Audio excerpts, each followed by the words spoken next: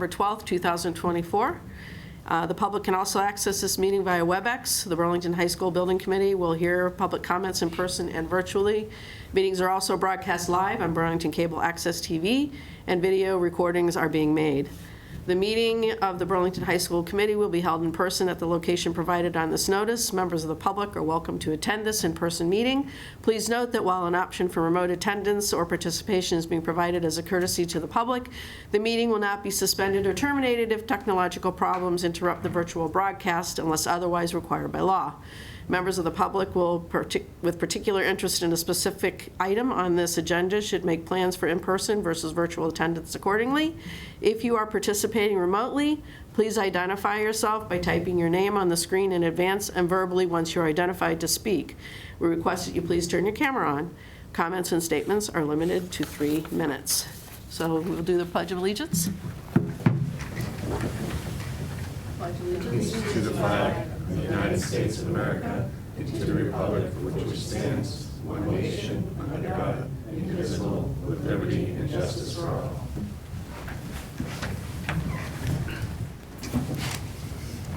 All right, first I'd like to thank Steve for substituting and pinch hitting for Terry. Terry's got a situation that he can't attend tonight, so again, thank you very much. And I guess the first thing we need to do is if you can put the approval of the minutes, someone want to make a motion, please? Moved. Oh. Second. Okay, we have a second. Any discussion? Okay, and is Jeremy on yet? Do you see him? Not yet? Nope. Okay, you know what? I'm going to wait to take the vote. No, I don't have to. We have 4 here. I've got 1, 2, 3, 4 of us, yep. So I'll go ahead and do it. Chris? Yes. And I'm going to go to Melissa. Aye. And I'm an aye. So it's going to be, You need one more. Dr. Conti. we're going to get Eric. Yes. Okay, and I don't see Lisa. So I think we've got 4 ayes and 0. All right. Next thing on the agenda is the approval of the invoices, and I'm going to pass it over to the chair since it's the school committee who has to vote on it. I can't touch the microphone. Don't touch the mic. Almost did it again. And can you see the? Yeah, I got it. Okay. But this is a school committee vote. Yeah, we have 3 members, so we can do it. I think we're good. Okay, so I need a motion to approve Doran Whittier invoice number 8, June 24th, in the amount of $18,000. I move that we approve all 3 Dorian Whittier invoices from June, July, and August, each in the amount of $18,000. I will second that. Perfect. Okay, all those in favor, Melissa? Aye. Catherine? Aye. Chair votes aye. That's 3-0, unanimous. yeah. 3-0. Move that we approve the 3 TAPE invoices, each in the amount of $65,244.50, $88,108, $33,729.50. I'll second that. It's been moved and seconded. Any questions? All those in favor, Melissa? Aye. Aye. Chair votes aye, 3-0. All set. That was easy. Okay. Good combination. And anybody, I don't see anyone in the audience for public comment. Do you see anybody online? No. All right. So, it's all in your hands. Tapping. All right, so our update for July and August is that we've been working through the strategies and options development, and we've sort of taken a little bit of a slowdown in considerations of some other capital programs, capital projects in town, but not stopped. And we have continued on with the site engineering, the site analysis, the building engineering and analysis, and the strategies for which we're attacking the building options, and that's the main part of what we want to talk about tonight. And then in the next meeting, we're going to bring forward options with preliminary budget information.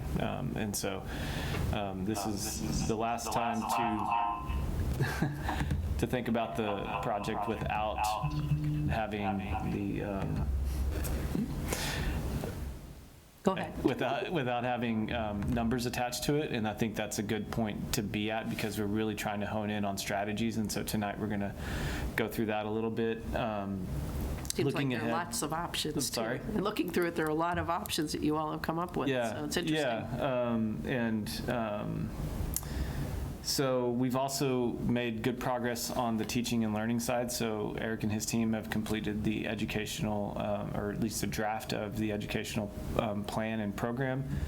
And we're in the middle of reviewing that and going to provide some comments and feedback back to the administration for further consideration. And then that's forming the space summary, which is forming all of the options, essentially. So a lot's actually happening in the background, and you'll start to see a lot of that come forward in the next, from now, and then hopefully building momentum moving forward. And then the last thing we'll touch on is a community outreach effort that we've done, or that we're anticipating for the end of this month. And I think it's 2 weeks from tonight, actually. And so we'll talk more about that. And then hopefully you guys have seen at least one video that we've put together for some existing conditions, and more of that's coming. So a lot of things there. So I think we can go to the next slide. So diving into the strategies that we're looking at, David and I are going to tag team a little bit on these because there's so many of them, and we just need, each of us need to take a pause, catch our breath as we go through. But I think the way we want to do this is if there's a question or a comment about a specific strategy, we want to stop at each one and do that, rather than wait till the end and then have to flip back through slides and stuff like that. This isn't an approval session. This isn't a like, we want that one or not this one. This is really just giving you the lens from which we're analyzing the building, and there's a lot of lenses to look at this building through. So, so this first slide is really an opportunity for us to show you, which you all are very familiar with, all the various different levels of the building. But when we color code it and show you the differences, I think it highlights the challenges that come about when you start thinking about renovating or reorganizing a building.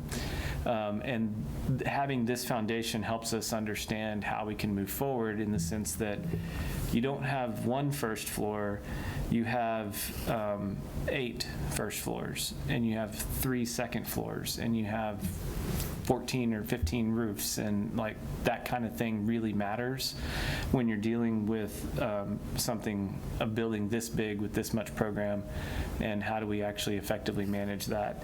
The little section there, I know it's small to see, but you don't really need to catch the detail. You just need to see the hill that you're on, and it is actually, I was approaching tonight and I was like, it is subtle enough where you may not realize what's actually happening if you don't really grasp what's happening with these documents that we're showing you. So I encourage you to just sit with it for a minute and think about it and look at it and understand that each one of these levels is 5 feet different as you go down the hill. And then the last bit where the gyms are is another 13 feet down from there. So I think it's just a good reminder of the challenge, and that's really all we wanted to show with that slide. You can go to the next one. So part of the invoices that you just approved went for a digital LiDAR laser scan of the entire building, and that gives us accuracy within a 1/16 of an inch in most places, maybe even better or worse, plus or minus, depending on the space and different obstacles in the way. But these little models that you see there are the product of that, and I know it's like, oh, that's just on a paper, that's a little bit, that's not that much, but there's millions and millions and millions of data points in that give us the information we need to know to be able to hone in these numbers when we get to the options later, that avoid costly oversights in the future. And so we went ahead and did that now, knowing that if this becomes an addition renovation project, we want to have as much information as possible. And so that's those things. And then the right side are a few section cuts through that. Again, a bit small for your screen, but if you have the printout, you can review that in the coming weeks. You can go to the next slide. So the first option that we're looking at is really just a renovation. You know, obviously the first question is going to be, what do we get out of that? And the answer is you're going to get the same building you have now, just renovated with new systems and new finishes and paint and color. Is this what we would consider repair? Like when we looked at the Fox Hill, I know it was like repair, add reno, Yeah. and new. This is the repair Yeah. option? Yeah. Okay. Yep. So again, if it's full reno, what's the anticipated like time it would take, and kind of how would you view like Right. how you'd start and how things would be moved around and whatnot? I mean, I know that's a big question, but I mean, what's the anticipated time of it being completed? Yeah. So we'll answer that question next time. So this is just highlighting a strategy. The strategy, okay. Got it. A strategy is going to be full renovation, and so the yellow is reno. Go ahead, Eric. Okay. Catherine, can I just want to make sure language is really important, so Steve helped me out here. In Melissa, in MSBA language, repair is narrower in scope, by my understanding, so like roof accidents, what would be a repair? Because this would trigger, Fair enough. well, I'm just saying, we couldn't submit, Bob, we actually asked if we could submit a repair, and they said this was we could not do that because the scope of work was too large. Is that correct? Well, this was above the scope of ACER, so accelerated repair. So I'm just trying to, on Fox Hill, right, we had all the options, right? Repair, add reno, new, and then we had 2A, 2B, 2C. I think what you're doing tonight is outlining the categories of options that then eventually will say this one takes this long, this one costs this much. And I'm just trying to understand that this is roughly equivalent to that repair category, but Well, I guess what I'm saying is the question then is why didn't we apply for a repair? Like, say, no, that wasn't going to be my question, I promise. No, but someone will. But I'm just saying, Okay. so this, Yeah. the MSBA use of the word repair is Okay. different than Renovation? It is, and there's a distinction. So in the accelerated repair program, it's Yeah. separate from their core program, which Fox Hill is in. Right. So a core program, there is a repair-only option. That's usually, code upgrades, accessibility upgrades, things of that nature, just bringing the building up to current code. The accelerated repair is an entirely different MSBA program, and yes, is limited to boiler replacements, window replacements, things of that nature, so. that's all. I just. Yep. Martha? In terms of that, I mean, I think of this as a renovation, but I also, as you were just pointing out, I want to clarify, if this particular strategy, number one, includes ADA upgrades, does it include sprinklers in the building all over? Does it include HVAC replacement for the system that if it dies, we're all, whatever, I won't use all the language. Does this reno strategy include all of those upgrades so that we wouldn't be, back in the 20th century? Yeah, so reading from the subscript here, it just says, Strategy 1 explores a full renovation of the existing high school. The goal is to provide improvements to meet current building standards, accessibilities, reconfigure the interior layout, better serve the school's educational program relative to spaces. But yes, that doesn't fully answer that question. And my opinion is that this renovation option would go the distance on all of the systems too. And that's what we'll kind of talk to you more about at the next meeting, and show you how that works out from a both phasing perspective, but also what it looks like in a cost range. I don't think you're probably not going to see us come and say this is exactly X million dollars. It's going to be a range from here to here to give you some like rails on how to think about a renovation option. And then, as we whittle options out and get further into like other phases of design, we'll be able to narrow that cone to smaller and smaller until it is an actual like identified estimated value. But when we're this far out, we really probably shouldn't give you a number. So, Right. I think a good way to think of a full renovation project is doing everything you can within the existing four walls of the building, so to speak. So it might include changing interior spaces depending on the program, but, no addition, really just everything inside the four walls. Want to go to the next one? Yep. So just to, again, clarify that right now we're talking about different strategies, and from these strategies, you could have 10 options of building design come from those. So the next, this is strategy 2, I think we go up to strategy 10. So the next group are just possible approaches to how to deal with the building and the site. So strategy 2 is the first partial renovation addition option. And from what we've gathered, the yellow area signifies area to remain that could be renovated. And the blue area identifies areas that are available for new construction or site design or something like that. And then the gray is demolished building, which also carries into that blue area. But in this strategy, we've gathered that the gymnasiums are a pretty important part of the building and would be worthwhile as something to preserve. And then the spaces immediately surrounding that would remain as well, undergoing some sort of renovation. But what this does is it opens up the entire site for some sort of addition of sorts, whether it's landscape. It obviously will be a new portion of the building being constructed. But you can see in the blue area that it really begins to reach out from the existing building towards the football field in the stadium over there. And it provides this opportunity to kind of connect the two a little bit more because this is such a big site.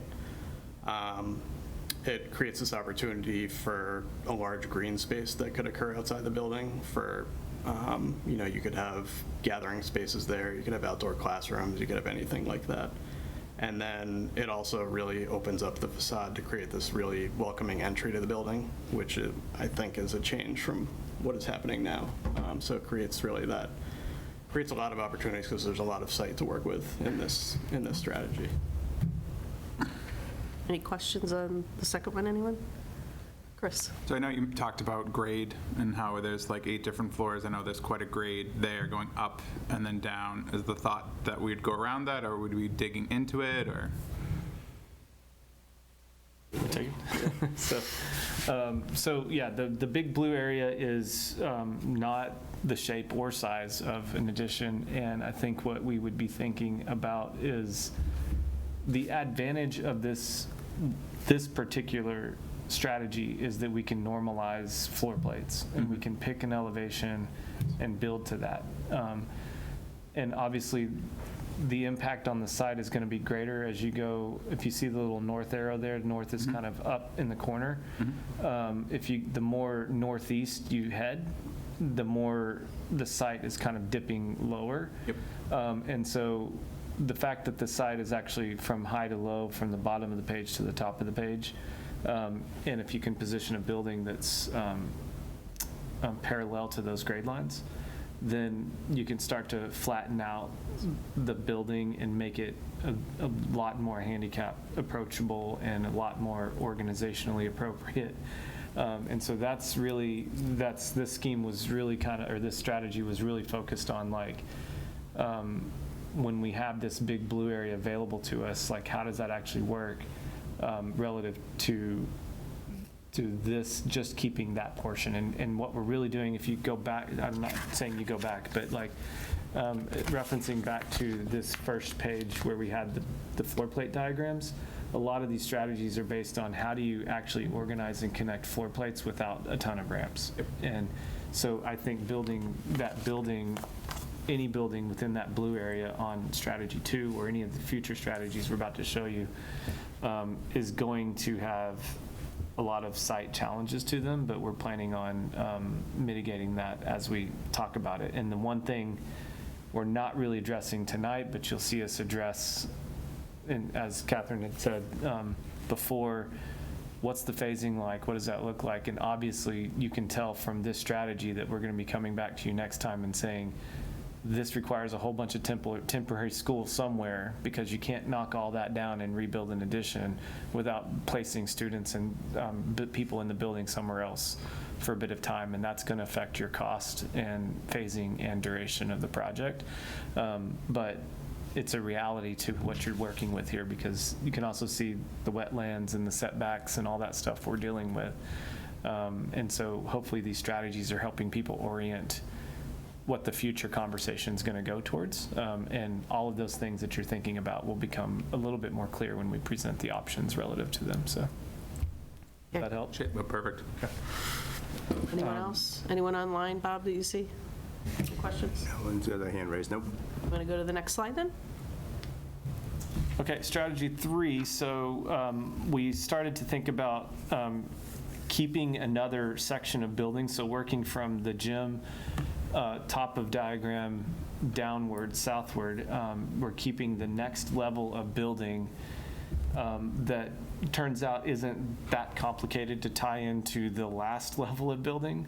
And then talking about our conversation in the office was, what if we could get rid of this middle section, which is effectively 2 of your second floors and a few of your first floors, and add a sort of face to that and have effectively 2 buildings connected by some kind of corridor or Main Street or a boulevard type thing that goes right between them, that allows for bus drop-offs and stuff like that. And so I think what our concept with this strategy was, what if we take the programs that aren't necessarily high school specific and put them into this thing that's related to one site. Like right now you have a unified site with a bunch of stuff happening, and then condense the high school program on the north side and go up with a 2 or 3 story classroom wing addition on the front, and then the back side here could end up with a small 2-story section, but mostly 1 story, and it could house a lot of the same program that it already houses, but become more efficient and dedicated. And so that strategy of separating the 2 gives a little bit of space to these programs, but then also keeps your site unified, and is just another strategy on how do you deal with a lot of the existing fabric we have here, but then making it better for the future. And this really probably results in a whole bunch of new classrooms, but then those core programs are going to get renovated and brought up to date. So that's that strategy. I don't know where the blue stuff's going at the moment, but if any question. Martha? Yeah, so am I correct that that blue swath that would be torn down and made new is where our current science labs are? No. Okay, where are our current science labs? Just to the north of the blue swath is the science labs. The up Right in the vertically? core. Right where Up? 15 Right in the starts. core. Right, okay. And how much of the blue swath is classrooms with no windows and no light and that kind of thing? Oh, right in the middle, it's a lot of, I don't know percentages, but right in the middle there of the blue section, Yeah. between the 2 main streets are your 2 media centers, and then above that are classrooms that have various levels of not great daylight Yeah. and Okay. views, like looking out at various roof structures and things. So this strategy gets rid of a chunk of the classrooms with no light and stuff, but there's still a bunch of them in that level that's just above it on the screen. You're Well- calling that north, but Yeah, it is north. It's northwest-ish. Yeah. But yeah, so Or the my gym. response to that is to say that this strategy, I think what we're assuming here, and again, not trying to give any indicators of future presentations, but like the reality is that we want to build new classrooms and respond to the spaces that kids are mostly in all day long.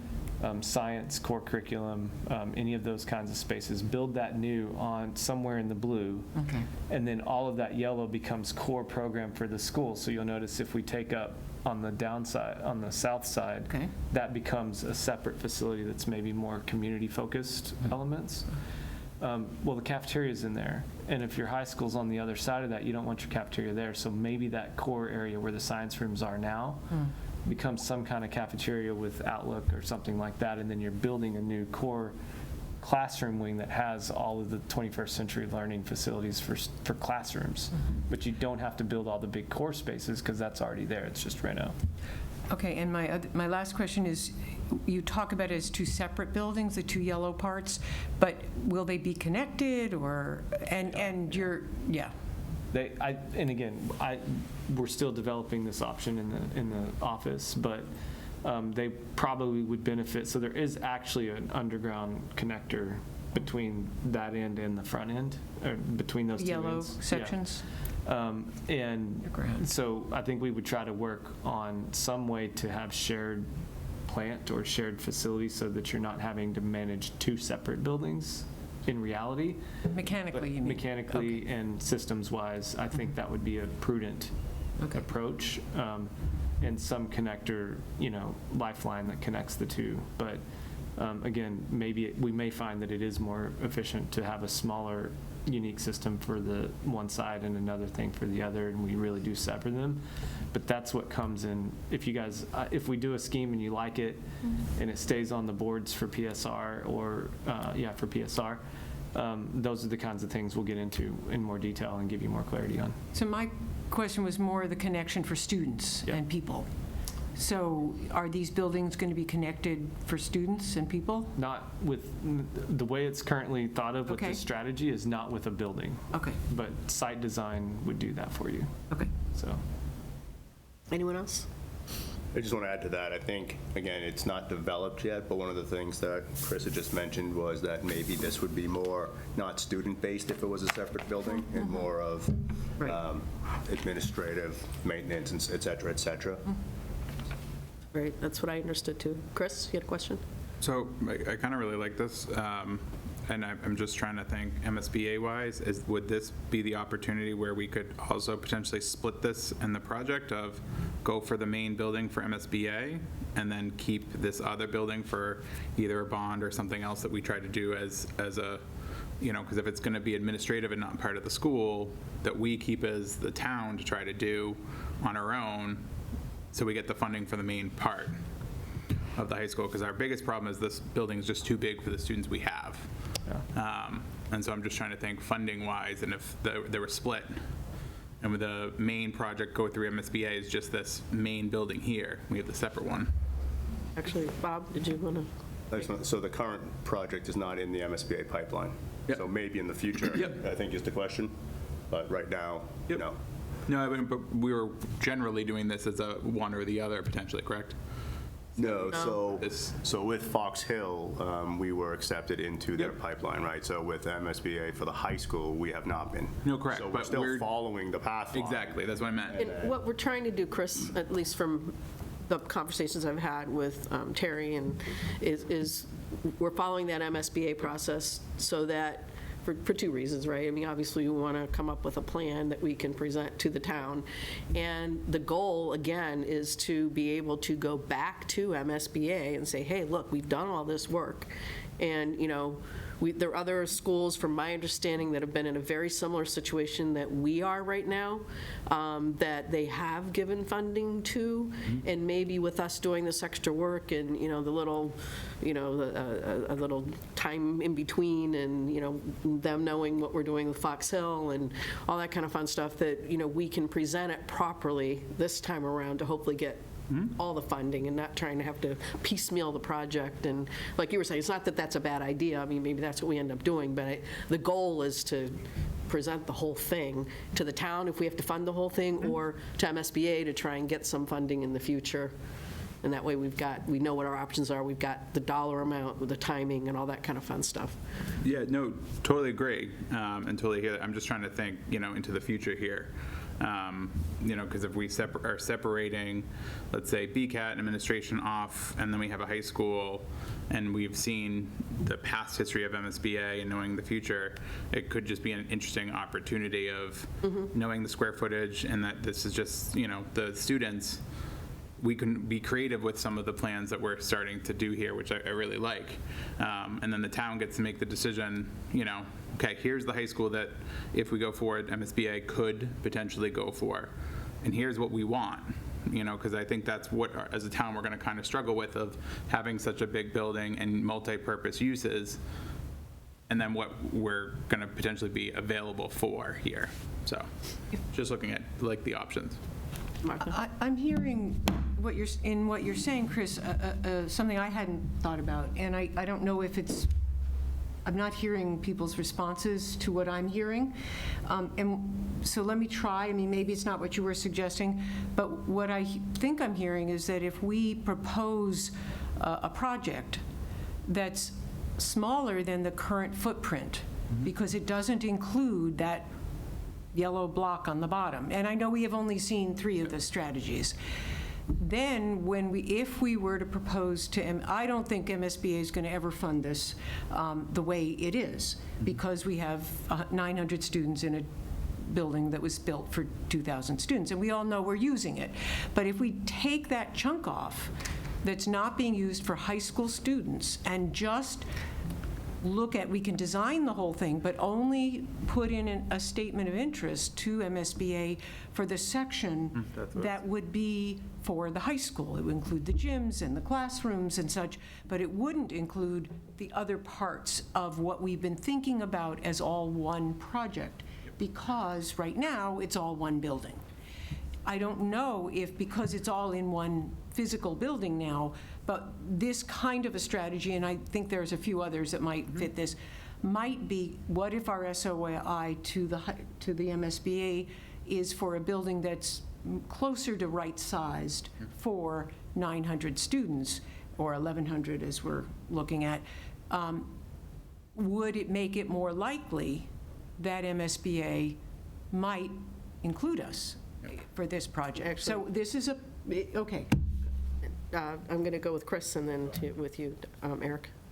I'm having an orientation problem with this, with all of these. And down and So, north and south. Yeah. If you look on this one, at the middle of the screen and to the right, I see the student parking lot. Is that correct? Yes. Yep. And,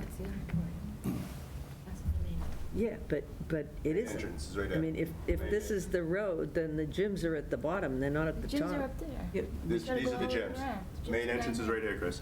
Main entrance is here, auditorium. Where's the front door to the building? Right Right here. here. There's the ramp that comes right up the front of the building.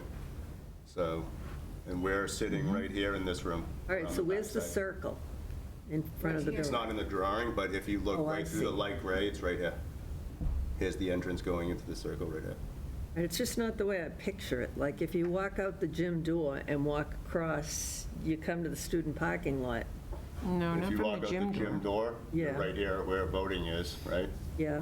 And then if you walk up the walk up the hill walkway, to you get to the pass student the parking lot. band field. All right, it Keep going up. seems upside down to me, but go ahead. All right, Eric, Aerial view. did you looking want to at- make a comment? I guess yes and no. I think that the MSBA doesn't necessarily change their opinion because the building needs to get smaller. I think they came out, they saw the building, they know we don't need the enrollment. The only thing I'm thinking about where this may be an advantage of not being MSBA, but you guys could disagree with me here too, is the MSBA requires a community to vote for the total amount to be responsible for the total amount. So the town is voting $100 million for Fox Hill, even though they believe the town share to be $64 million or something like that, and I'm using rough numbers, because, Steve, the MSBA requires the whole amount. This is a non-MSBA project. We can probably borrow the money or work with a contractor to figure out what it is we need. So if the town needs the expenses spread out over time, let's say, and this were to be something like that, then one of the advantages may be to Martha, to your point, is they could work on a smaller building section, borrow the money for the smaller building section, and then in a couple years when that's done, then renovate the upper building. As long as there was a master plan in place, it might be a better financial plan for the town, and then sort of eliminate the issue of people thinking the Fox Hill is taking away from the high school, because both need to get done, and you could just spread the costs out over however many years it takes to do the project. So I think you could probably phase in any of these projects, and that's what you're gonna be talking to us about next. But they're not gonna be all done in a year. It's gonna take years and years to do, and maybe doing it in sections allows the town's financial team then to say, okay, the top part is whatever it's gonna be, the bottom part's whatever it's gonna be, the demolition is gonna be whatever it's gonna be, and then if the town can spread out that money, then that gets the town that they needed and gives us some time to do the job. So if we were to do this in an MSBA project-like way and even get to this same point, which they would allow us to do, Steve, I'm assuming the town would have to adopt the total price tag, even if it was gonna be a 5 or 6 year building process. Is that Yeah, that's a correct? fair statement.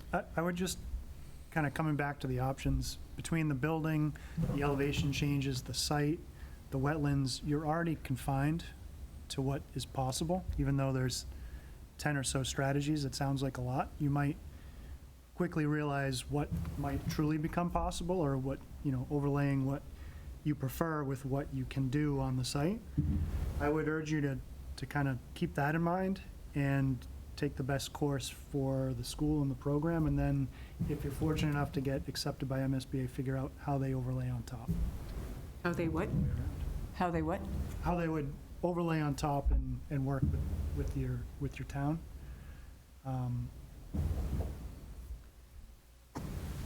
And Chris? So to Eric, to your point there, it's kind of like what Walpole did. So they did that with the high school they did multiple years of smaller bonds to get to, I think they're doing like a new field house and, a bigger project that they funded over multiple years, which is an interesting concept. Anyway, I don't wanna take. I don't want to get too stuck on that too, but Chris, thank you very much. So Chris. Anyone online? Okay, you want to go to the next slide? Yeah, let me just toss in one more caveat to that comment, or the question about the MSBA. If you are accepted into the MSBA's program, you're going to have to redo all of this for their process and their submittal. And so you can't necessarily submit to them a pre-baked idea to say, we already have an idea. They're going to have you do all of this again. Right, and say, right. Reno, add Reno, what are the options?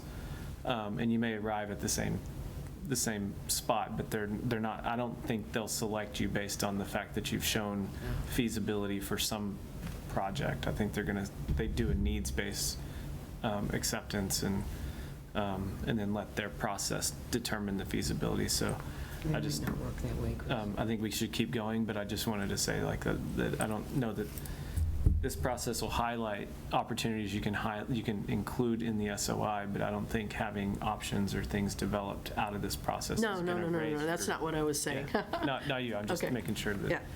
Yeah. So let's go to option 4. Or strategy 4, sorry. Who's managing the slide? There you go.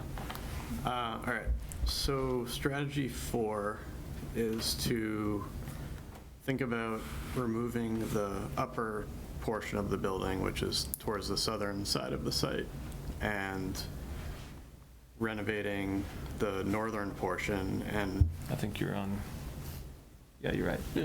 and trying to maintain the assembly spaces, which is like the gymnasiums, the auditorium, the library. And the idea of this is to create a more centralized high school. So it cuts down on this sprawling building that you have now. So it brings everybody closer together and in one spot. And you can see again in this strategy, the blue area would become the area that we could develop further. And then to the southern portion of the site, you have opportunities for more parking, enhanced landscape design, or again, you could even put another portion of a building there for other use, whether it's the business side of things, admin, and things like that. Any questions, comments? I just have the same question as Chris. What's above us? Yours. Yeah. Classes, Classes. art Math art class. department. and- Okay. yeah, Math classrooms. maths, yeah. Okay. So one thing you'll notice as we go to, should we go to strategy 5? Yeah. Yeah. So one thing you'll notice as we keep going through these is that the more, the blue area ebb and flows in its size and its, I don't know, its size. And it's not, we didn't just like throw a big blob out there and say, just let that be. It's actually indicative of, it's kind of proportional to what we think the addition is required. So in the previous one, it's tighter and closer to the building. And if you can see how it's kind of tighter and closer to the building, which means we're keeping a bit more classroom space and educational components.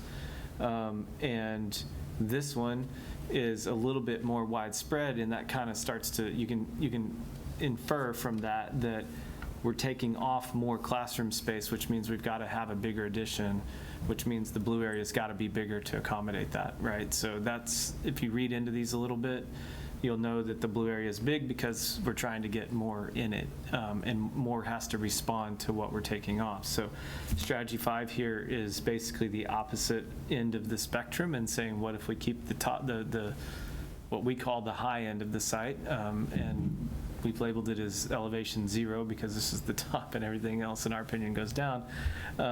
But keeping this top section, which has with it a 1-story building, it has this section and a 2-story above, and then a little connector piece that goes across that. And then, so that's a very minimal amount of classrooms and a lot of sort of more public-facing components to it. And so if we do that, either all of those components are going to have to get retooled into educational space only, and then we're going to have to figure out where to put those other programs, or the blue area becomes additions that get connected and reestablished to this section and establish those sort of educational components that we are taking off. And again, this has got a very big modular temporary component to it to make this work. And so that's this strategy. I don't know if there's any questions on this one. Questions, anyone?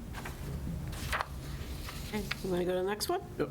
So strategy 6, it takes the approach of trying to remove a portion of the building that's really like troublesome to the building, because it's just right in the middle of the building. There's no light or anything, and that's mostly the science wing that we're talking about. It encapsulates some of the media space in the library as well. But the idea is to remove this section and maintain the perimeter spaces all around it and renovate that area. And by doing this, we can add on something that allows light to really come into the space in ways that it is not doing now. I think that's the main gist. All the assembly spaces remain again. You have the gyms, the auditorium, the cafeteria, they're all still there. We're working more on the back of the site now and trying to just enhance kind of spaces that have not been really getting any exterior exposure at all. Questions, anyone, comments? Want to go to number 7?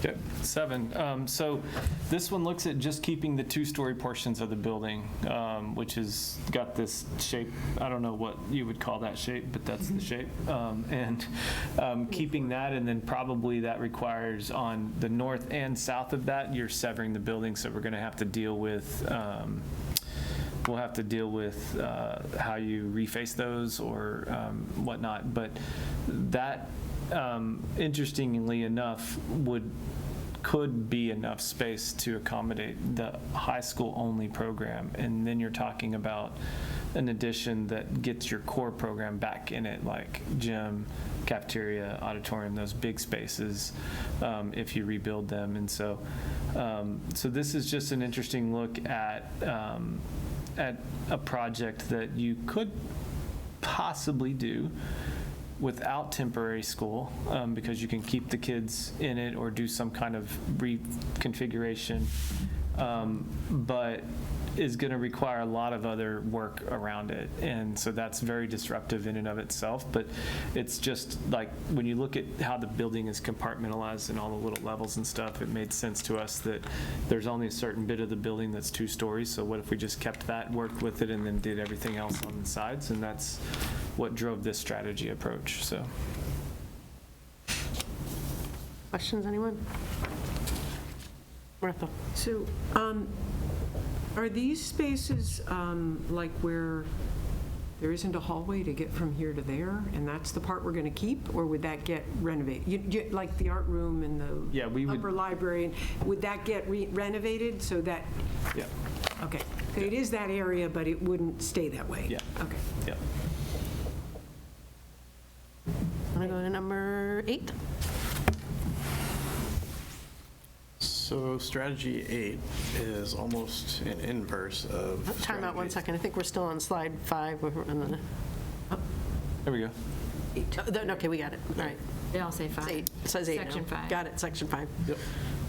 Okay, so strategy 8 is like an inverse of strategy 6, which was before we were preserving the perimeter spaces, and now we're preserving the core of the building and centralizing the entire building on the site. What this is doing, it creates closer program adjacencies, and it brings, like one of the previous strategies, it brings everybody closer together. In this option, we would be removing the low portion of the site, which is the gymnasiums and the surrounding spaces, as well as the high portion of the site, and we're just working on the middle of the site. And you'll see, again, by that blue area, it extends out and creates that connection gesture to what's happening further down the site. And again, this option really provides the opportunity to expose areas that are not exposed now, and just, bring a lot of light into the space and create something that is just really central for the students and the faculty and everybody together. Okay. Can you explain again then? This looks to me like it's preserving the core with the science labs and that don't have any lights and things, so. Yep, so that's again, that's a central area that would be renovated. So we're keeping that. It doesn't necessarily, in a renovation, you can remove walls and rearrange things, just keep the exterior portion. So it just creates opportunity to take that existing space and rearrange things in a better way. And because now you have more perimeter space exposed, you can bring in more lights. Interior spaces can have glass as well, and that can bring light from one exterior space all the way through to another. And there's just different things you could do in that approach. Okay. So And it doesn't have to be science rooms in the future. That's the thing. That was what I was going to Yeah. say. We can relocate anything we want, Yeah. When the science labs have light, you can move them somewhere else. Well, I That's want all the the nice classrooms part to have about the light. renovation, right? Well, of course we all would, but, anyone else? Want to go to the next slide? All right, 9. So 9 is an interesting problem. It came up in our office and on our team, and we thought we would look at it. It's complicated, is what it is, and it's a very complicated approach. In my opinion, when we were trying to option this one out, it is making an already complicated building a little bit more complicated. And so the teaser on this one is you're probably going to see us come next time and tell you don't go with this strategy. But for the sake of doing due diligence and showing you our process and what we've been thinking about and going through, and someone, in case someone says, well, why didn't you think about this? We can show that we've thought about it. The strategy was looking at taking off the program to the west side of the site and west side of this sort of core Main Street, and thinking about maybe rebuilding some classrooms over there, and then trying to deal with a more inviting main entry on the east side approach. But really, for the cost associated with this and what's going on and the other strategies you've seen, this one just keeps falling to the back of our minds. And so in an architectural process and program process, you kind of have a natural array of how these things align, and you can kind of sense which ones are going to prove out to be better bang for your buck and also better programmatically. This one for us is just not really hitting the marks, but we wanted to at least bring it to you and say this was on the table. I don't know that we'll have an actual option to show you for this or not, but if we do, you'll be the decider of the results. But I just wanted to show it and talk about it, that this is that. So. Question? What would you do with the streets that are too steep? That's the point. And that's my point, is that to say that this does not, all the other ones you can see, we're very intentionally trying to minimize We break the street the number up. of floor levels. We're trying to say if we have to keep them, we're going to keep 1 or 2, and we can deal with that architecturally. But when you have this run of 8 continuously and we're not really doing anything to address that, you can address it in the blue to the west, and then have various points where it intersects. But are we really getting anything for the effort on that? And I don't know that you are, and you end up with something that's going to feel very similar to what you're doing here, and that just doesn't feel like it's leading you in the right direction. So, but we looked at it, we thought about it, and you can do more thinking as you want, but we'll just keep going and go to number 10, if that's okay. Next slide. All right, so this is the last of the partial reno addition options. This one is all about solar orientation, where we're removing the low portion, the majority of the low portion of the building, and keeping the portion that is to the south. And the idea is that this creates a lot of opportunity for us to put a new addition that has all the right angles to get a lot of sun exposure into rooms that should have sun exposure, and rooms that shouldn't have as much exposure will get that on the other side. So this option, it keeps the upper portion, takes out the lower, and just gives us some flexibility to capture daylight and create a building that's just a little more healthy for people when they're using it. It also, you can see by the shape, it is definitely more simple than what exists today. So creating a simple shape like that has a lot of benefits as far as getting around the building, accessibility, and things like that. There's a lot of space that opens up to the east in front of the site, and that presents a lot of opportunity for creating like a really nice entry to the building and having your approach to the building really enhanced. So there's some flexibility with this option, or this strategy, that is interesting to work with. Questions, anyone? Am I allowed to ask what your favorite is? No. No. I mean, yeah, you can ask, No, but we won't answer it. I don't want to, I don't want to, I don't want to taint things, so I'd Yeah. rather have you come back and give us. I mean, I think I told you what our least favorite was, Yes, so at yes, least I know that's what the least something, right? favorite is, that's right. So, You can go to the next one. So new options are new options, right? So this is really, if you think about just wiping everything off and starting over, and I think our team is really seeing this. You can see that we've put a new 1 and a new 2. There could be a new 3 that's like a Venn diagram of the 2. I don't know, but really, I think there are 2. When you think about the site, there's 2 kind of spots that are advantageous, and it really is that student parking lot there coming this way. And what that does is allow you to put a new building up while this building's occupied and used, and then you do the classic build, flip, tear down, site work, right? Or tear down partial, whatever the strategy is for this side. New 2 is going to be a lot more disruptive, and you're going to have follow-on things like modulars and stuff like that. But new 2 is probably, given your site layout, wetlands, and all the stuff that's around this site, new 2 is, if nothing was here, I would tell you new 2 is probably the better location for a building.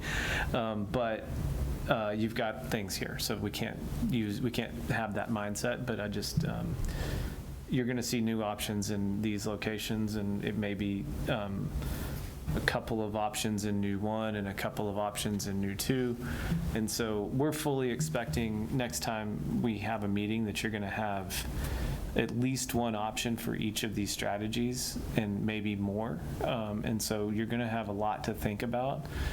And some of them are going to be very close to each other, and you'll be able to very quickly say, these are so close, and this one just feels better than the other one. So let's just either combine the best out of both and make it into one, or we don't even like that at all, so just scrub them. And that really, honestly, is the work of, when you get towards the end of PDP, you want to start thinking about things that aren't going to make it, just aren't viable. And then we study more in PSR, and the whole goal of PSR is to start culling that even more, so that when you get to the end of PSR, you have a preferred option. And so, a lot of times more options isn't helpful, and so we're trying to give you a good hard look at this thing and show you strategies first, and then options that follow strategies, so it's easy to compute what we're trying to do. And then as you get through that, we hope that you'll be able to help us whittle this down into something that's very manageable for this committee, your community, and something that's easy to kind of think through in terms of what is the most advantageous and responsive to the ed plan. So with that, we don't have anything else to say on the strategies. If there is no other comments, we can.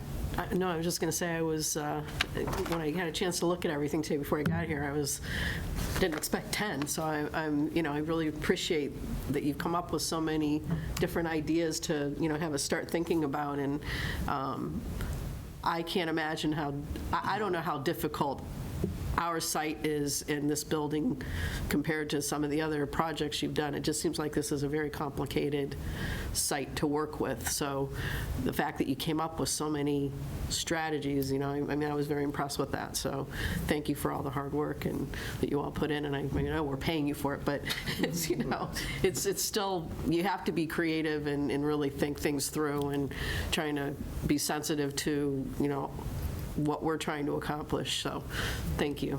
Martha, you had a comment? I have two comments. First of all, when I first started thinking about all this, I was hoping we could save the gyms, that we could save the auditorium and stuff. But as is evidenced by the red line on all of these, the gyms are in a river zone, is it? Or is it a flood zone? What is that red line? I forget. It's technically both. Okay. The setback, the line we're showing here is a setback. So you can build in certain cases in certain parameters with responses in the actual building itself. We're doing this in another town with a library. You can build in, quote, flood zones. It's very restrictive. It's got a lot of cost associated with it. But if you have no option, you can do that. This is a setback. That red line is a setback, and usually it's very regulated. Same idea. When you're 200 feet away, you're a little bit more able to do things versus 100 feet. And then with wetlands, there's a 100-foot and a 50-foot. And so what's happening here is we're showing that those things are already within that. And as is, they're grandfathered in. We would want to make sure we'll go through a whole resiliency plan with you, especially for the parts that are within the FEMA flood maps, which don't get too far into the building, but they do kind of come up towards the backside, and we want to make sure we help you stay resilient for future climate conditions. But you can renovate and do stuff in there. Now, if we said, let's tear that down and build something new in there, we're going to have conversations with your conservation and other departments. And so that's why when you see us show new work, we're trying to show that outside of those constraints.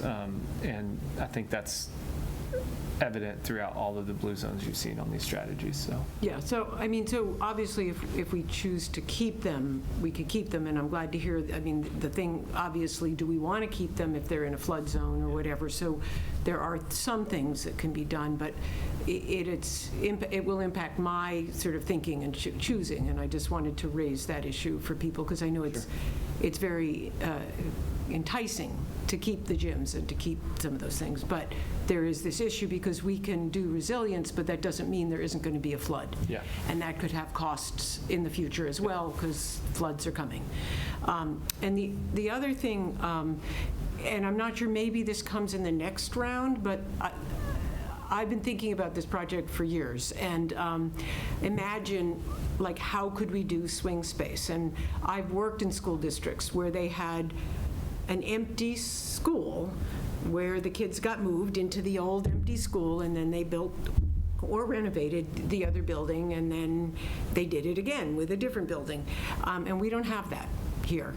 And so I am hoping, are there some of these strategies where it's easier to imagine how we would do swing space? I mean, for example, I've always imagined that this wing with the central office and there's not a lot of classrooms could be all torn down and something new could be built here. And then the kids could be moved in here, temporarily these offices would get moved or whatever, and then we tear down a different part of so at what point do we talk about that kind of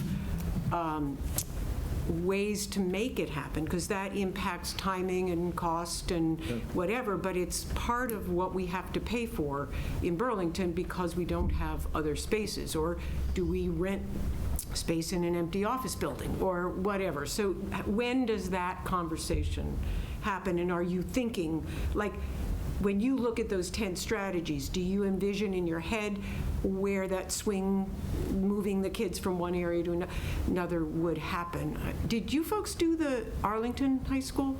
Did No, not. okay, because they did a whole bunch of that, but, so, there's my question. Yes, short answer is next meeting. Okay. We'll show you some phasing plans. Okay. Add on to I thought you that. said earlier. So to add on to that is, yes, each of the options that we're already talking about, our goal is to be as financially responsible as we can. And Thanks, Chris. And to us, our team always talks about directing more money to permanent final interventions than in temporary phasing and logistics. And so when you'll see us bring forth a few options, and some of them are going to say, well, the blue area was extending off to the side. We can build that classroom ring first, move kids into it, and then tear down apart and all of that stuff. So it's a careful dance, and we are thinking about it. So I appreciate the comment, and that is something that we try to do a lot of. Great, thank you. Chris? Yeah, in the diagram where it says new 1, the buffer zone that's in there, is that a problem for building? Let's say we wanted to take that area and build Yeah. a new building for 1,000 kids. Yeah, so that little, I don't know, Steve, if you can put your mouse in that flagged area just to the northwest. the one? The west, yeah. No, I can see it. So that flagged area there is, there's a pipe that goes from this building across the driveway and dumps stormwater Oh, wonderful. into Yeah. that. And the wetland scientists and civil engineers, when we have been doing this work all summer long on this, both said as a technicality, that's a wetland. But as a piece of conservation, like, we don't want to touch it, it doesn't feel as important as all the other wetlands that are on the site. And it's also a bit of an island. It connects, but it doesn't, like, really provide much It's a life there. wetland because we're making it one with that. Yeah, Right. yeah, and I think it was intentionally made that way back when this building was built. Okay, And but so, if you were to. so we're planning on having, if we put a building there and if that becomes something that we really are chasing and we have intentions of getting in touch with conservation and saying, like, you can build all the way up to it, you can build within a buffer, you can also take it out and then do what's called replication Right, and stuff right. like that. And so there's strategies to deal with that, and that's why we're saying with reasonable confidence and. Could build it. Yeah. And could you build an entire new school in that spot? I think you could, yeah. A three-story. With a gym and yeah. auditorium and all of that? A three-story high school, as I was coming in today and like really kind of assessing what some of our high schools are, you know, you want a large acreage for high schools, and that's mostly for sports and all that other stuff. But if you I think you could do a 3 or 4-story high school there that's really compact and efficient. And that would be an option, like to just build there and then move kids over. It's pretty and then- high, So. 3 or 4 stories. It is, but it's not uncommon either. So, And if you did that, let's say 3. yeah, I'll go with 3. Pushing it at Yeah, 4, yeah. yeah. And then took all of the existing, well, you wouldn't have to take all of the existing building. Let's Right. say you left, you know, this end of it Something, or yeah, whatever. Yeah, And would give more parking, possibly fields, et cetera, where the building currently is now. And it just, I have a funny feeling, shall we say, that this is going to be the least expensive option. I hope you're right. That's what we're hoping. Let me say it this way, and to Steve's point, or somebody's point, maybe Dr. Condi's, but doing that may allow you, in least expensive, may be that it allows you, and a lot of towns will do this, it allows you to build your high school, which is the most pressing need for you right now, and then you don't even have to touch this thing. Right. Right, and you could say, we're going to deal with that in future years. It's going to be excess space and all that stuff. Maybe other programs can be shifted into here or something, but it creates a reality where for just the high school space, the 1,100 student enrollment, you can create a response to that and then deal with this at another time.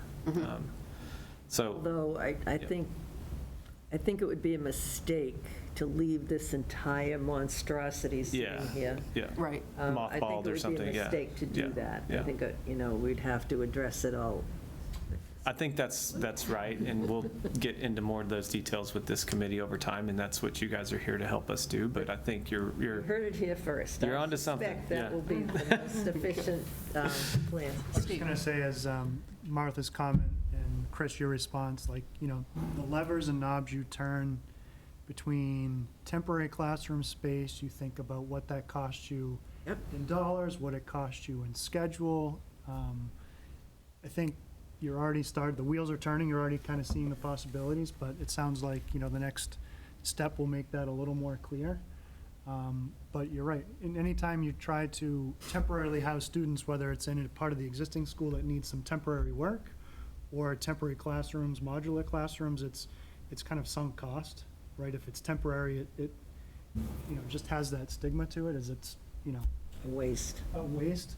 Right. But you might find that if one of the new options doesn't work, or any combination of the renovation options, that if it affords you to build quickly, just given the scale of the building and the size and scope of the project that it could be, schedule and general conditions of a contractor, boots on the ground paying for a contractor to maintain a presence, the more you can shorten that helps you dramatically. So it's, the temporary classroom question versus what you have available to do on site, and turning and adjusting all those knobs, I think, will become more clear, but that's what, they're struggling with, and then for feedback from the committee on what's even feasible and palatable will become more clear. Great, thank you. I Melissa? just have a suggestion. I'm happy to take out, was it number 9? If you're already kind of sour on it, and I feel you did quite the level of due diligence with all 10 of these, but I know this is going to turn, we've got 10 with one or more. We're looking at between, I would say, 15 to 20 permutations at the minimum, right? I don't know what others have to say, but I am totally fine not seeing number 9 again. Is that what you want? Do you want us to take it out? It's up to you. Great, yeah. Okay. I mean, yeah, because I mean, that, you know, I'm okay with that too. I mean, I was going to suggest that as well, but, I'd like to move that we eliminate strategy number 9. Second. and Chris Yes. and Melissa Aye. and Eric. Yes. And I'm an aye. So that's 4-0-0. We'll let you remove that one. We did Work, guys, something. We accomplished something. That was actually. Anybody else, That was my favorite scheme. Sure it was. It wasn't Roll clear at bowling all balls when down you were those presenting it. hills, Yeah. That and one. I think we have one more item in our update section, if we want to do that, and then we'll Yep. turn it over to the rest of the agenda, is just that this is kind of 2 related items, is the videos that we're doing for informational. The community outreach working team has helped us create those, and hopefully you've seen them and they've gotten out there.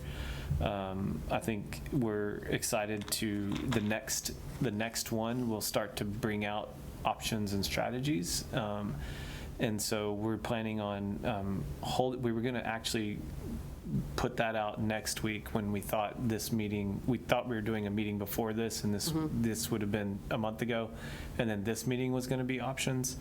And so we're punting that just one cycle, right? So, so you're going to start to get that out in the public with a quick video, the same style, same character coming, and it's basically going to be a recap of the building committee meeting that happens that night. So you'll see it first, and then the public will have the opportunity to engage with it that way, both the recorded meeting, but also another content piece.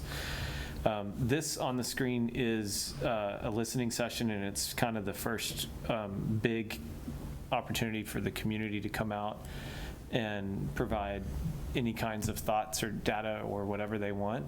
And we've chosen to do it at the beer garden. Yeah. And that's on September 26th from 4:30 to 8:30. You'll have representatives of the TAP A team, some representatives from Dorr and Whittier, and all of you are welcome to join at any point. We're going to have, I think we're bringing our physical model that we had at the interview updated with some, not options really, but just so people can see and touch and feel, ask questions. We'll have some images of things and be there just to engage. And I think really those are just there as props almost. And what we're really after is the listening sessions, and for people to bring thoughts, ideas, concerns, dreams, those kinds of things. And we're just there to write them down and become part of our project record and working ethos, and to make connections and develop relationships. And so that's in 2 weeks, and we hope that your community will engage and come out, and that you all will find a minute to stop by as well. But that's really what we wanted to highlight there, and I think that's all we had for our architect project update. Hey, Martha? This is New England. Do you have an indoor location to move this to if it's raining? No, it's not indoor. It's out, like, it'll be probably set up the same place we had. I know what it's Absolutely. envisioned as, but it, just like we sometimes have rain dates, I'm Yep. thinking we might want to have an alternate indoor location available, maybe at the high school, just in case it's pouring. Yeah. If it rains, I think you'll see us just not be there, and it'll cancel because no one will be there, and then we'll We'll have reschedule to something. reschedule a different Reschedule it? approach. Okay. Yeah. I mean, there were right. lots of opportunities to have Okay, community that's fine. outreach. I mean, this was just our, Okay, it was, we wanted to incorporate what was available in town and try and take advantage of what's out there, so. It's a great idea. I mean, hope it won't rain. Right. And I think if And it it's is a rain- little loud there, just so you There guys aren't know. gonna be a I don't know lot if of you were, people there if it rains. it does get, we're kind of out in the. People will still gather it's- for the beer garden. Come with but your won't really loud wanna come voice here and be for, prepared to, it's Mark hard to is hear. suggesting, again, But, we'll talk about it at the time, that's the back-to-school night. So yeah. but if it is raining, to be present.